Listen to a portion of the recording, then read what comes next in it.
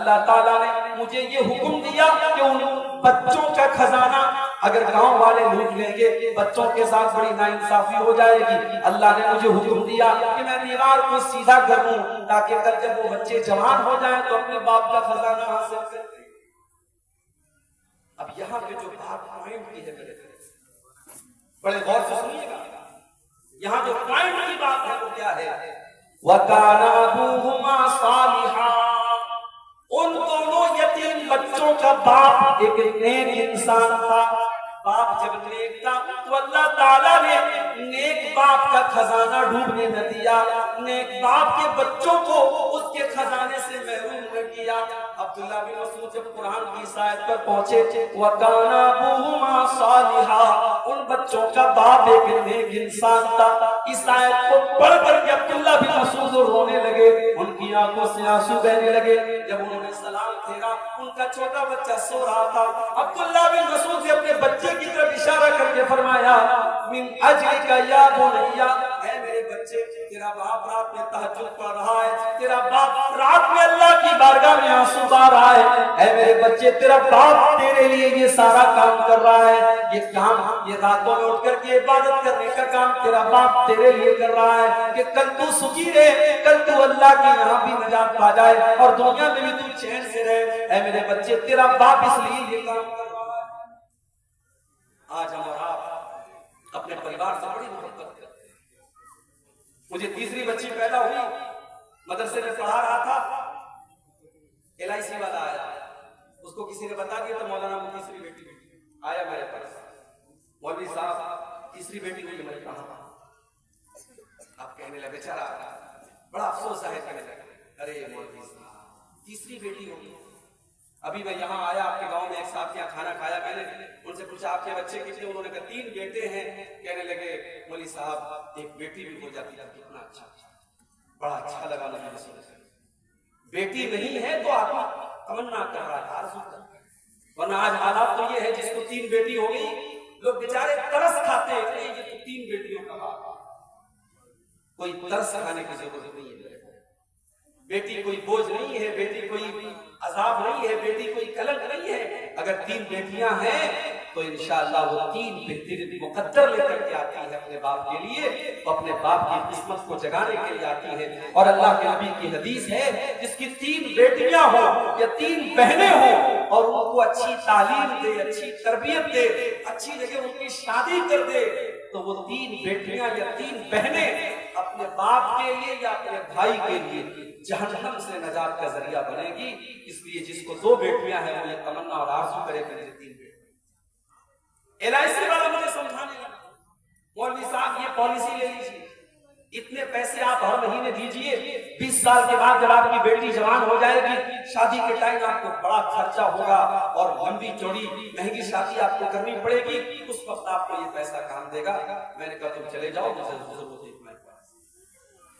آج اپنی اولاد کے لیے آدمی LIC کی پالیسی لے رہا ہے. کیوں لے رہا ہے؟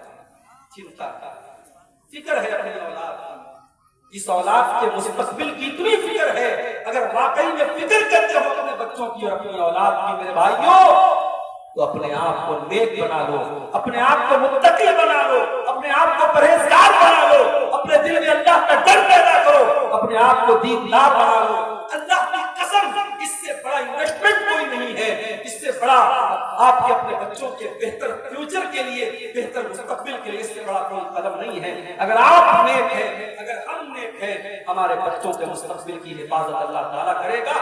اس طریقے سے ان 2 یتیم بچوں کے مال کی حفاظت کرے گا. سماج کو سدھارنا ہے, پہلے ہم اپنے آپ کو سدھاریں. سب سے پہلا کام کیا کرنا ہے؟ اگر سماج کو سدھارنا ہے, ہمارے بدن میں ہلکی پھلکی سردی زکام اور بخار ہوتا ہے اور ساتھ میں ہم کو یہ پتا لگ جائے کہ ہم کو کوئی بڑی بیماری ہو گئی. ابھی تلنگانہ کے بہت مشہور ہماری جناب کے حاجی جہانگیر صاحب کے یہاں میں دوپہر میں ایک دن ان کی عیادت کرنے کے لیے گیا. مجھے پتا لگا کئی دن سے وہ بیمار ہیں, ان کی عیادت کرنے کے لیے میں گیا.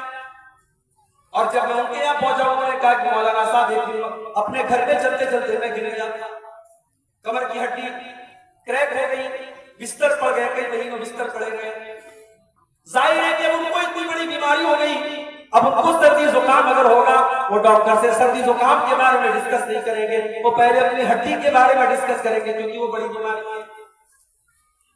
بنارس میں ہمارے ایک رشتے دار میں بالکل نوجوان لڑکا، 25-30 سال کا نوجوان لڑکا بالکل اچانک بیمار پڑتا ہے، ڈاکٹر کو دکھاتا ہے، چیک اپ کرایا جاتا ہے، ڈاکٹر کہتے ہیں اس کو ٹی بی ہو گیا ہے. کل تک جو نوجوان چلتا پھرتا نوجوان تھا آج بستر پڑا ہوا ہے، سوکھ کے لکڑی ہو چکا ہے، سوکھ کے کانٹا ہو چکا ہے، ایک بڑی خطرناک بیماری ٹی بی نام کی اس کو پکڑ چکی ہے. بنارسی میں میرا جاننے والا ایک نوجوان لڑکا بلڈ کینسر کا مریض ہوتا ہے، 1 مہینہ 1.5 مہینہ ہاسپٹل میں ایڈمٹ رہتا ہے، پھر اللہ کو پیارا ہو جاتا ہے، انتقال ہو جاتا ہے اس بچے کا. میرے پیارے بھائیوں، میری پیاری ماں بہنوں، ہمیں بڑی بیماری ہوتی ہے پہلے اس کا علاج کراتے ہیں، ہم چھوٹی چھوٹی بیماریوں کو بعد میں دیکھتے ہیں. سماج کی اگر اصلاح کرنی ہے، سماج کو سدھارنا ہے، سماج کا سب سے بڑی بیماری کیا ہے، سماج کا سب سے بڑا پاپ کیا ہے، سماج کا سب سے بڑا گناہ کیا ہے؟ سماج کا سب سے بڑا گناہ اللہ کے ساتھ شرک کرنا ہے. اس دھرتی کے اوپر اللہ کے ساتھ شرک کیا جائے، اللہ کو چھوڑ کر کے کسی اور کے آگے سجدہ کیا جائے، اللہ کو چھوڑ کر کے کسی اور سے مدد مانگی جائے، اللہ کو چھوڑ کر کے کسی اور کی بڑائی بیان کی جائے، اس سے بڑا پاپ کوئی نہیں، اس سے بڑا گناہ کوئی نہیں ہے. دنیا کا سب سے بڑا پاپ شرک ہے. ہمیں یہ پتہ لگ جائے ہمارے پڑوس کا نوجوان لڑکا زنا کر رہا ہے، ہم کو یہ پتہ لگ جائے پڑوسی شراب پی رہا ہے، ہمیں بڑا برا لگتا ہے کہ یہ تو شرابی ہے، یہ تو زانی ہے، یہ تو بلاکاری ہے، یہ تو بدکار ہے، ہم بڑی گھৃণا سے بڑی نفرت کی نظر سے اس کو دیکھتے ہیں. مگر ہمارے پڑوس والا اللہ کو چھوڑ کر کے قبر پہ جا کر کے سجدہ کر رہا ہے، کسی پتھر کے بت کے آگے سجدہ کر رہا ہے، کسی جانور کے آگے ہاتھ جوڑ رہا ہے، پتھر کی شرنگا بنا کر کے اس کی پوجا کر رہا ہے، اللہ کو چھوڑ کر کے غیر اللہ کی عبادت کر رہا ہے. ہمیں کوئی فرق نہیں پڑتا ہے، ہمیں اس میں کوئی برائی نظر نہیں آتی ہے. معاف کرنا میرے بھائیوں، شراب پینا غلط کام ہے، زنا کرنا غلط کام ہے، چوری کرنا غلط کام ہے، مگر شرک کرنا سب سے بڑا غلط کام ہے. اللہ چوری کرنے والے کو معاف کر سکتا ہے، اللہ زنا کرنے والے کو معاف کر سکتا ہے، اللہ شراب پینے والے کی مغفرت کر سکتا ہے، مگر شرک کرنے کے بعد جو بغیر توبہ کی دنیا سے چلا گیا، اللہ قرآن میں اعلان کرتا ہے اِنَّهُ مَن يُشْرِكْ بِاللَّهِ فَقَدْ حَرَّمَ اللَّهُ عَلَيْهِ الْجَنَّةَ وَمَأْوَاهُ النَّارُ. وہ لوگوں جو شرک کر کے دنیا سے چلا گیا اور اسی حالت میں اس کا انتقال ہو گیا، اسی حالت میں وہ مر گیا، اس کا ٹھکانہ جہنم ہے، وہ جنت میں کبھی نہیں جائے گا، جنت اس کے لیے حرام کر دی. حرام، جنت حرام ہے. میرا اللہ جو غفور الرحیم ہے، جو معاف کرنے والا ہے، جو غفار ہے، جو غفور ہے، جو رحمان ہے، جو رحیم ہے، میرا اللہ جو اپنے بندوں سے بہت زیادہ محبت کرتا ہے، ایک ماں کو اپنے بچے سے جتنا پیار ہے اس سے کہیں زیادہ پیار اللہ اپنے بندوں سے کرتا ہے. مگر وہ غفور الرحیم، وہ رحمت والا پروردگار اپنے قرآن میں کیا کہتا ہے؟ ان اللہ لا یغفر ان یشرک بہ ویغفر ما دون ذلک لمن یشاء. میرے بندو، ہم اور گناہوں کو تو معاف کر دیں گے مگر شرک ہماری بارگاہ میں معاف نہیں ہوگا. تم اللہ کے ساتھ شرک کر کے آؤ گے تو ہم تمہیں معاف نہیں کریں گے. مشرک کی معافی نہیں کرتا، مسلمان اس کو ہلکے میں لیتا ہے. کتنے مسلمان اس کو ہلکے میں لیتے ہیں، ان کے لیے شرک کوئی بڑی بات نہیں ہے. دنیا کا سب سے بڑا پاپ شرک ہے. اللہ قرآن میں 18 نبیوں کا تذکرہ فرماتا ہے. ابراہیم، موسیٰ، عیسیٰ اور یونس اور یوسف اور آدم اور نوح کا تذکرہ فرماتا ہے. 18 نبیوں کا ذکر کرنے کے بعد اللہ فرماتا ہے وَلَوْ أَشْرَكُوا لَحَبِطَ عَنْهُمْ مَا كَانُوا يَعْمَلُونَ. میرے 18 پیغمبر بھی اگر شرک کر دیتے، اگر یہ بھی مشرک ہو جاتے، اگر ان سے بھی شرک ہو جاتا تو ان کی تمام نیکیاں برباد ہو جاتی. پتہ ہے آج تاریخ کتنی؟ بتاؤ بھائی تاریخ کتنی؟ 18. میں عربی کی تاریخ پوچھ رہا ہوں، عربی کی تاریخ پوچھ رہا ہوں، اسلامی کیلنڈر کی تاریخ معلوم ہے کسی کو نہیں معلوم؟ اسلامی کیلنڈر کی تاریخ کب پتہ چلتی ہے؟ جب رمضان کا مہینہ آتا ہے، تب چھوڑتے ہیں آج پہلا روزہ، ہائے ہائے آج دوسرا روزہ، آج تیسرا روزہ، رمضان کی برابر یاد ہوتی ہے۔ کبھی کبھی تو 28 کو ہی لوگوں کا بس چلے تو عید، 28 کو ہی چاند دیکھ لیں، 28 کو ہی چھت پہ چڑھ جائیں کہ آج چاند نکل جائے، اتنی چنتا ہوتا ہے۔ رجب کی تاریخ آج 6 تاریخ تھی، مغرب کے بعد 7ویں تاریخ ہے۔ یہ رجب کی جو 7 تاریخ ہے، یہ خواجہ معین الدین چشتی اجمیری رحمت اللہ علیہ کا عرس منایا جاتا ہے۔ ابھی فیس بک کے اوپر میرے بہت سارے دوستوں کا میسج آیا کہ بمبئی میں جگہ جگہ دکانوں کو بڑا سجایا جا رہا ہے اور بڑے کھانے پینے کی چیزیں بانٹی جا رہی ہیں۔ آج خواجہ غریب نواز کا عرس ہے، جو غریبوں کو نوازتا ہے اسے خواجہ کا عرس۔ میرے پیارے ساتھیوں، آج بھارت کے کروڑوں مسلمان ایک اللہ کے نیک بندے کو، ایک اللہ کے ولی کو غریب نواز کا لقب دے رہے ہیں۔ کتنے مسلمان ہیں جو اپنی بائک کے اوپر، اپنی دکان کے اوپر KGN لکھتے ہیں یا YKGN لکھتے ہیں؟ میں نے پوچھا کہ یہ KGN کا کیا مطلب ہے؟ کہنے لگے خواجہ غریب نواز۔ میں نے پوچھا YKGN کا کیا مطلب ہے؟ اس نے کہا یا خواجہ غریب نواز۔ ہمارے بھائی نے کہا نہیں KGN کا مطلب خواجہ غریب نواز نہیں، KGN کا مطلب کوئی گارنٹی نہیں، اور YKGN کو تو یقیناً کوئی گارنٹی نہیں۔ میں نے کہا بہت صحیح جملہ، اس کی بالکل صحیح فل فارم بتائی۔ غریب نواز اگر کوئی ذات ہے تو اللہ کی ذات ہے میرے بھائی۔ آج مسلمان کسی اور کو غریب نواز کہتے ہیں۔ کرناٹک کے گلبرگہ میں میں گیا، وہاں ایک درگاہ ہے، اس درگاہ میں جو مزار ہے اس مزار کو کہا جاتا ہے کہ بندہ نواز کی مزار۔ یعنی یہ وہ بزرگ ہیں جو بندوں کو نوازتے ہیں۔ ہمارے پڑوسی ملک پاکستان میں بہت بڑا مزار ہے، وہ کس کا مزار ہے؟ داتا شریف کا مزار ہے۔ وہ داتا ہے، وہ سب کو دیتے ہیں۔ حضرت علی کا نام آتا ہے، ہمارے بہت سارے مسلمان بھائی کہتے ہیں یا علی مشکل کشا، یعنی علی کون ہے؟ مشکل کو دور کرنے والے۔ شیخ عبد القادر جیلانی جس مہینے میں پیدا ہوئے اس وہ مہینہ آتا ہے، ہمارے بہت سارے بھائی کہتے ہیں یہ غوث اعظم کا مہینہ ہے۔ شیخ عبد القادر جیلانی کون ہے؟ غوث اعظم ہے۔ غوث اعظم مطلب سب سے بڑی مدد کرنے والا۔ میرے پیارے ساتھیوں، کان کھول کر کے سن لو، اگر غریب نواز کوئی ہے تو اللہ ہے، اگر بندہ نواز کوئی ہے تو اللہ ہے، اگر داتا کوئی ہے تو اللہ ہے، اگر غریبوں کو دینے والا کوئی ہے تو اللہ ہے، اگر مشکل کشا کوئی ہے تو اللہ ہے، اگر غوث اعظم کوئی ہے تو اللہ ہے۔ اور مجھے ایک سوال کا جواب دے دو، جب شیخ عبد القادر جیلانی اپنی ماں کے پیٹ میں تھے، جب خواجہ معین الدین چشتی اجمیری اپنی ماں کے پیٹ میں تھے، جب یہ تمام بزرگان دین اپنی ماں کے پیٹ میں تھے، دنیا میں تو ابھی آئے بھی نہیں تھے، ابھی تو دنیا ان کا نام بھی نہیں جانتی تھی، اپنی ماں کے پیٹ میں جب یہ اللہ کے نیک بندے تھے، ان کو ماں کے پیٹ میں آکسیجن کون پہنچاتا تھا؟ ان کو ماں کے خون کے ذریعے ان کے بدن میں آکسیجن کون پہنچاتا تھا؟ ان کو غذا کون پہنچاتا تھا؟ ان کی ماں کے پیٹ میں 9 مہینے کس نے ان کو پالا؟ کس نے ماں کے پیٹ میں ان کو الگ الگ پروسیس میں رکھا اور کس نے ان کو دنیا میں پیدا کیا؟ میرے پیارے ساتھیوں، خواجہ غریب نواز جن کو تم کہتے ہو، جن کو بندہ نواز تم کہتے ہو، جن کو غوث اعظم تم کہتے ہو، جن کو دستگیر تم کہتے ہو، جن کو مشکل کشا تم کہتے ہو، یہ بھی جب اپنی ماں کے پیٹ میں تھے اب یہ ان کی مدد کرنے والا اللہ تھا، ان کی بگڑی سننے والا، ان کی بگڑی بنانے والا، ان کو غذا پہنچانے والا، ان کو زندگی دینے والا اللہ تھا۔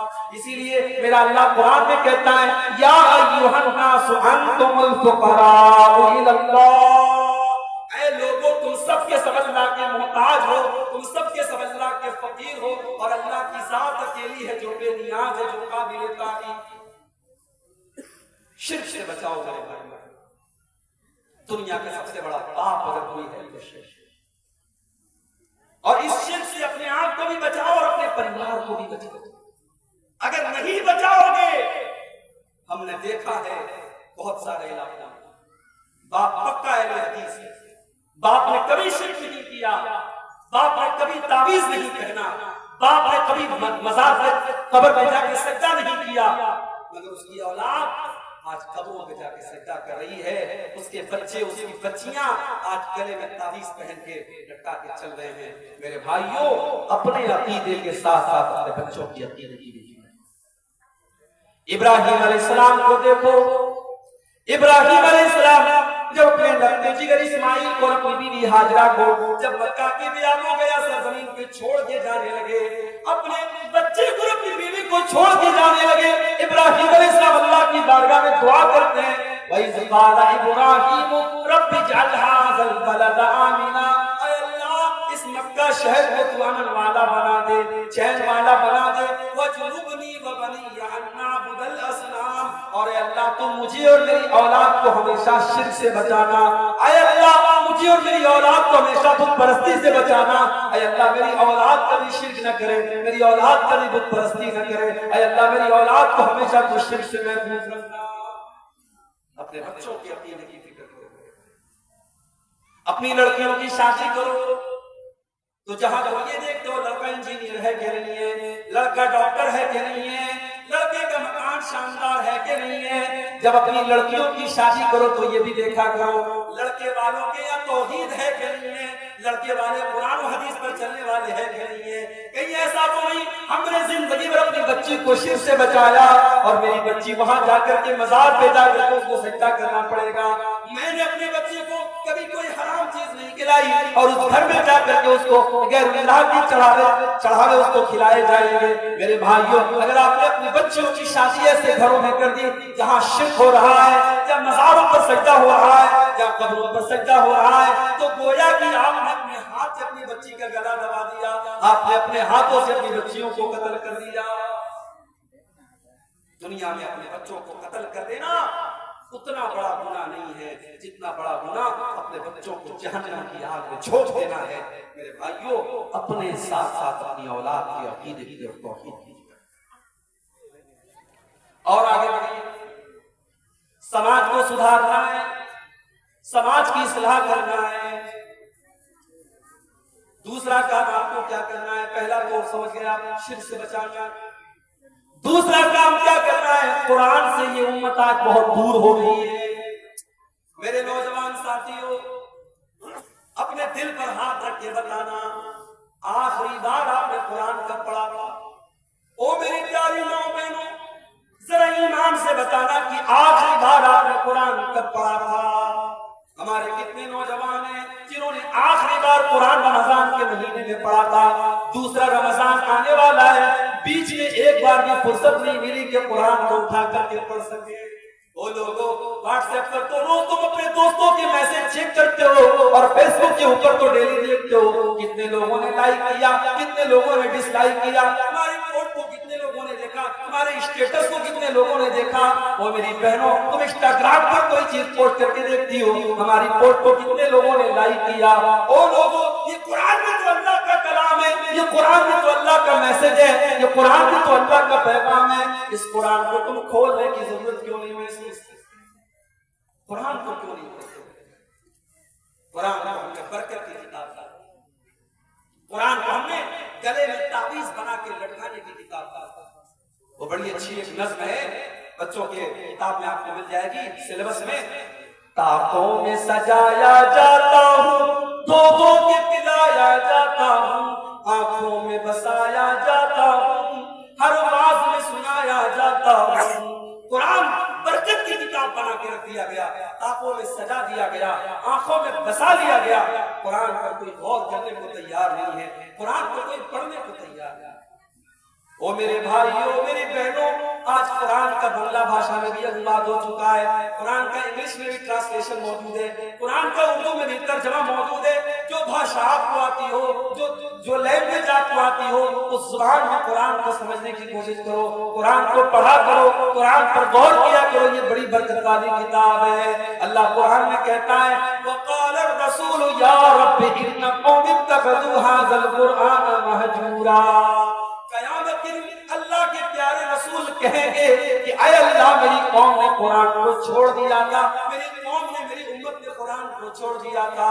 اے لوگوں یہ قیامت کے دن اللہ کے نبی اللہ کی عدالت میں ایک کیس دائر کریں گے، کہیں یہ کیس ہمارے خلاف نہ پڑ جائے۔ وہ لوگوں قرآن سے اپنا تعلق مضبوط کر لو۔ اللہ کے پیارے نبی فرماتے ہیں ان اللہ یرفع بہذا الکتاب اقواما ویضع بہ آخرین۔ اللہ تعالیٰ قرآن کے ذریعے بہت سارے لوگوں کو عزت دیتا ہے اور اسی قرآن کے ذریعے بہت سارے لوگوں کو ذلیل کرتا ہے. جو قرآن کو پڑھتا ہے, جو قرآن پر عمل کرتا ہے, اس کو اللہ عزت دیتا ہے, اور جو قرآن کو چھوڑ دیتا ہے اللہ اسے ذلیل کر دیتا ہے. ہم نے قرآن کو چھوڑ دیا. موبائل 1 گھنٹے کے لیے ڈسچارج ہو جائے, ہمارے نوجوانوں کی تو ایسا لگتا ہے سانس اٹک گئی, سانس اٹک گئی. ایسا لگتا ہے 1 گھنٹے میں کتنا امپورٹنٹ کام اس کا چھوٹ رہا ہے, کتنے میسج بیچارہ بھی نہیں دیکھ پا رہا ہے, کتنے واٹس ایپ پر اس کے دوستوں نے ویڈیو اور فوٹو بھیجے ہوں گے وہ نہیں دیکھ پا رہا ہے. اور قرآن ایک ایک مہینہ, ایک ایک سال گزر جاتا ہے اور قرآن میں پڑھنے کی توفیق نہیں ہوتی ہے. میرے بھائیوں, یہ امت قرآن سے دور ہے. قرآن سے اپنا تعلق مضبوط کرو, اس کے بغیر سماج کی اور آگے بڑھیں. سماج کی اصلاح کرنے کے لیے تیسرا کام, سماج کی بہت بڑی خرابی یہ بھی ہے کہ آج سماج ہمارا نماز سے دور ہو چکا ہے. اسی بنگال کے علاقے میں, اسی جھارکھنڈ کے اور بہار اور بنگال کے علاقے میں نے دیکھا ہے کہ رات بھر تقریر ہوتی ہے, فجر کی اذان کے ٹائم جلسہ ختم ہوتا ہے, الصلاۃ خیر من النوم کی آواز دے کر کے فجر کی اذان ہو رہی ہے, مؤذن چلا چلا کے کہہ رہا ہے الصلاۃ خیر من النوم. وہ لوگوں نماز نیند سے بہتر ہے, وہ لوگوں نماز نیند سے بہتر ہے. رات بھر تقریر سننے والا فجر کی نماز کے ٹائم جا کے گھر میں سو جاتا ہے اور فجر کی نماز نہیں پڑھتا ہے. وہ لوگوں مسجد بنانے جا رہے ہیں, بہت اچھی بات ہے, مسجد بنا لیجئے, اللہ آپ کو مسجد کی تعمیر کی توفیق دے, مگر یاد رکھنا اگر آپ نے مسجد بنا لی لیکن مسجد کو نمازیوں سے آباد نہ کیا تو شاعر کہتا ہے مسجد تو بنا لی شب بھر میں ایمان کی حرارت والوں نے, مسجد تو بنا لی شب بھر میں ایمان کی حرارت والوں نے. من اپنا پرانا پاپی تھا برسوں میں نمازی بن نہ سکا. مسجد کو بنانے سے بڑا کام ہے مسجد کو آباد کرنا. آباد نہیں کرو گے تو مثالیں موجود ہیں میرے بھائیوں. جس مسجد میں 450 سال تک نماز ہوئی اس مسجد کو توڑ دیا گیا, منہدم کر دیا گیا, اور آج جو حالات ہیں میرے بھائیوں بیان کے باہر ہیں. بس اللہ سے دعا کرو اللہ رب العالمین ہماری مساجد کی حفاظت فرمائے. بڑے خطرناک منصوبے ہیں, بڑی خطرناک پلاننگز ہیں. آپ کی مسجدیں, آپ کے مدرسے, آپ کے علماء ٹارگٹ اور نشانے پر ہیں. میرے بھائیوں میں آپ کو کوئی غلط میسج نہیں دے رہا ہوں, بس ایک الرٹ کر رہا ہوں کہ آپ اس ملک کے قانون اور سنویدھان کی روشنی کے اندر, اس کے دائرے کے اندر اپنے تحفظ کی فکر کیجئے. میرے پیارے ساتھیوں, مسجدیں آج بن رہی ہیں مگر ان مسجدوں کو آباد کرنے والا ہے. اور مجھے تو کبھی کبھی حیرت ہوتی ہے, آپ بنگال کے رہنے والے ہیں, بنارس یوپی کے رہنے والے ہیں, جب ممبئی کا نام آتا ہے تو ہمیں لگتا ہے یار ممبئی تو بہت بڑی سٹی ہے. ممبئی کا نام آتا ہے تو ہمیں سلمان خان اور شاہ رخ خان اور فلمی دنیا کی یاد آتی ہے. مگر آپ یقین کریں آپ کے کریا چک کے جو حالات ہیں, میرے بنارس کے جو حالات ہیں, ہمارے یوپی کے جو حالات ہیں, آپ یقین کریں نماز کے معاملے میں آپ سے بہتر حالات ممبئی کے ہیں. اور آپ کے اسی علاقے کے بہت سارے لوگ ممبئی میں جاب کرتے ہوں گے, کام کرتے ہوں گے, ان سے جا کے پوچھ لیجئے کہ ممبئی میں برائیاں اپنی جگہ ہیں مگر فجر کی نماز میں آپ چلے جائیے مسجد میں تو آپ کو نوجوانوں کی بڑی تعداد فجر کی نماز میں آپ کو مل جائے گی. آپ کے اپنے علاقے میں بہار, بنگال اور یوپی میں آپ کو نماز کے معاملے میں زیادہ لاپرواہی ملے گی. میرے پیارے ساتھیوں, میری ماں اور بہنوں, نماز کو عبادت ہے. قیامت کے دن سب سے پہلا سوال مجھ سے نماز کا, سب سے پہلا سوال ان اول ما یحاسب به العبد یوم القیامت صلاته. پہلا سوال کیا جائے گا میرے بندے تو نماز پڑھتا تھا کہ نہیں پڑھتا. یہ الگ بات ہے, اگر کوئی نماز نہیں پڑھتا ہے تو کیا وہ کافر ہو گیا؟ اس کے بارے میں علماء کا اختلاف ہے. بہت سارے علماء کہتے ہیں کہ نماز جو نہیں پڑھتا ہے وہ کافر ہو گیا, اور جب کافر ہو گیا اس نے مرغا کاٹ کے دیا, اس نے بکرا کاٹا, اس نے جانور کو ذبح کیا, اس کا ذبیحہ بھی حلال نہیں ہوگا. یہ بہت سارے علماء کا موقف ہے. مگر جو بات دلیل کے اعتبار سے زیادہ مضبوط نظر آتی ہے وہ یہ ہے کہ جو سستی کی وجہ سے, کاہلی کی وجہ سے نماز نہیں پڑھتا ہے, وہ یہ مانتا ہے کہ نماز ضروری ہے, نماز فرض ہے, لیکن سستی اور کاہلی کی وجہ سے نماز نہیں پڑھتا ہے. وہ بہت بڑا گنہگار ہے مگر وہ کافر نہیں ہے, وہ مسلمان ہے. اگر وہ جانور کو ذبح کرتا ہے اس کا ذبیحہ حلال ہے، اس کے ہاتھ کا ذبح کیا ہوا جانور ہم کھا سکتے ہیں، مگر بہت بڑا گناہ کر رہا ہے۔ اس لیے کہ قیامت کے دن پہلا سوال کیا ہوگا؟ نماز کے بارے میں ہوگا۔ اگر نماز کا معاملہ صحیح ہے تو انسان کامیاب ہے، اگر نماز کا معاملہ گڑبڑ ہے تو انسان